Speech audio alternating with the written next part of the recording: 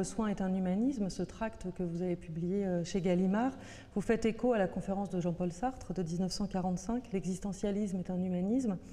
Alors lui ne parle pas de soins.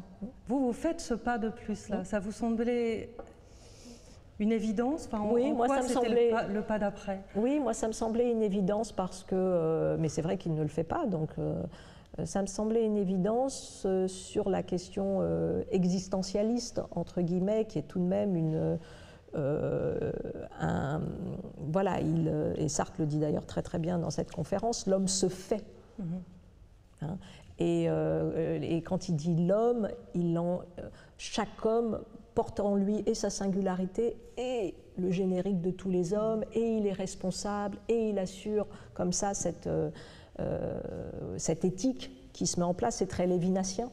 Donc au sens où l'éthique précède l'existence, mais au sens de sujet. Donc c'est Jean Kelevitch, pareil, qui va expliquer qu'en fait il n'y a pas de sujet. Il n'y a pas de sujet. Ce qui fait le sujet, c'est une forme de ce qu'il appelle le cogito du courage, le cogito du courage, c'est-à-dire une espèce de cristallisation par le faire, qui fait chou, et dans cet acte, je saisis le caractère agent qui est le mien. Donc en fait, on a des visions dynamiques du sujet. Le sujet, s'il n'est pas en action, en fait, il est inexistant, il est disparaissant, il n'y a pas de sujet.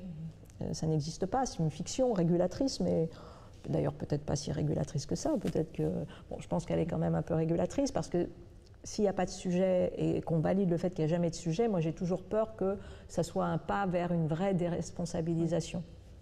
Donc je me dis que malgré tout, la question du sujet est régulatrice. Mais en revanche, je ne veux pas qu'elle soit une fausse illusion, parce que bien évidemment que c'est quelque chose d'extrêmement plastique.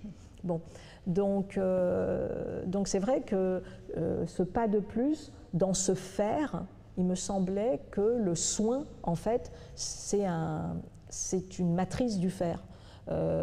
Quand vous reprenez les grands auteurs qui ont travaillé sur cette notion de soin, le premier âge qui concerne un peu cette philosophie du soin et qui est plutôt portée par des pédopsychiatres, par des psychologues du développement, etc., que ce soit Winnicott, que ce soit Wilfried Bion, que ce soit Bowlby, enfin tous ceux qui travaillent autour des théories de l'attachement, etc.